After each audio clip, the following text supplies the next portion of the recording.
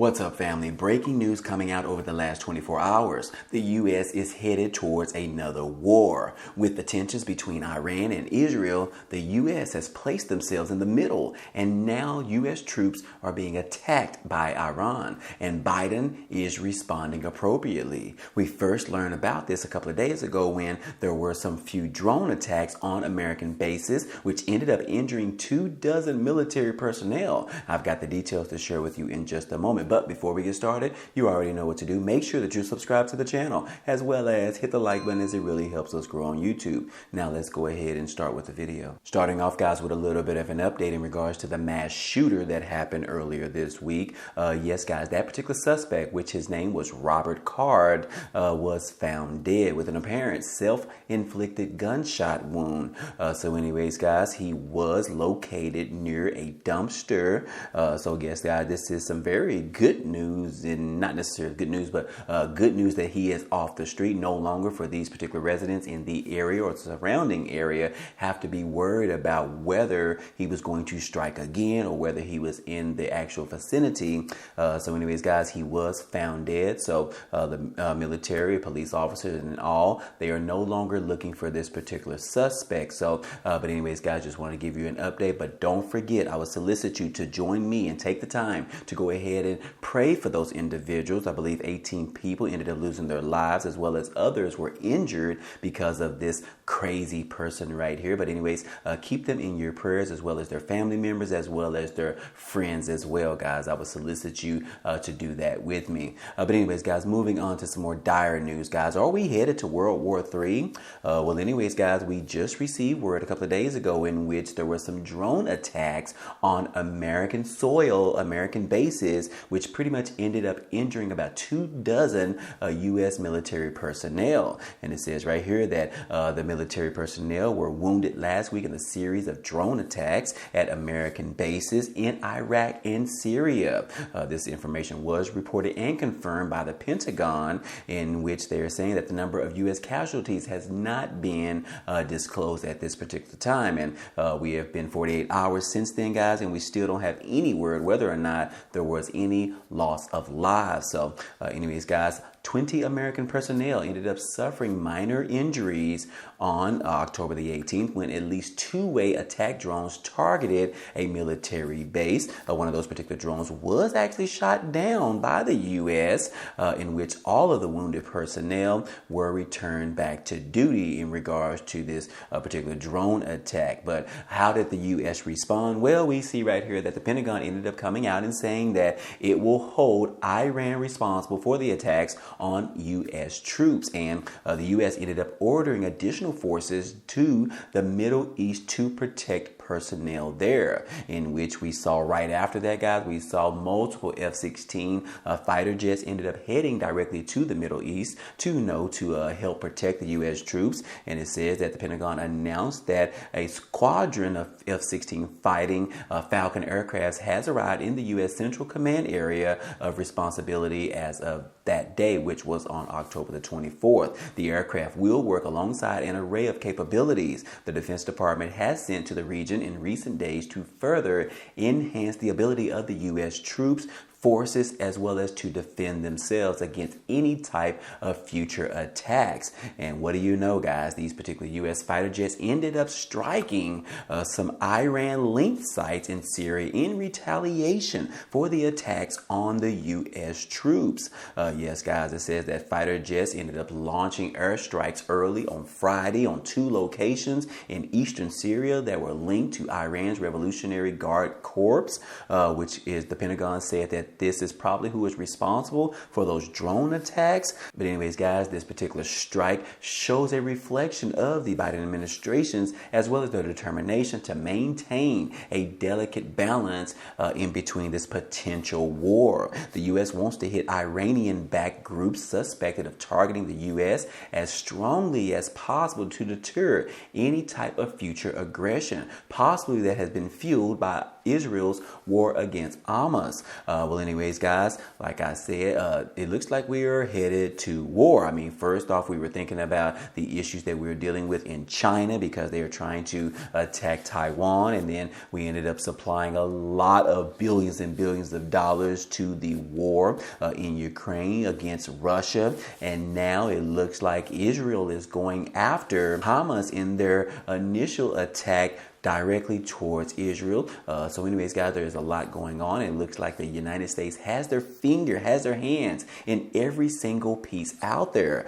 So anyways, guys, this could lead to a more tragedy, if you will, if things continue to escalate. But hopefully it doesn't necessarily go that direction. But then again, we just received some breaking information in which Iran ended up threatening the United States of America. Now, why would you want to do that, you ask? Well, I don't know. A lot of people in this country or in this world are a little bit stupid, if you will. But anyways, guys, Iran ended up warning the United States of if they continue to support Israel in regards to their attack in Gaza, entering into the Gaza area, Iran said that, look, it will result in uncontrollable consequences.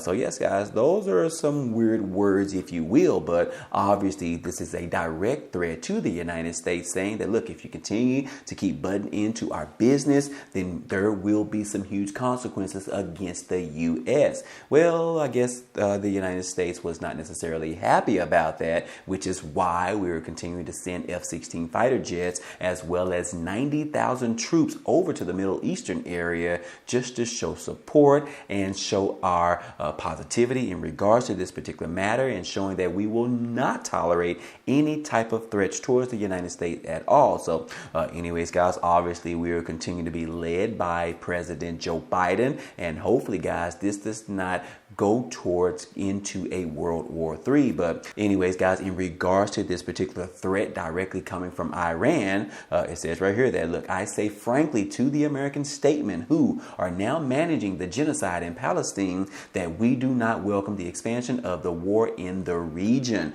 This is coming directly from Iran's foreign minister, in which he said this in an address to the United Nations. And he also added that, but I warn you, if the genocide in Gaza continues, they will not be spared from this fire. It is our home, and the West Asia is our region.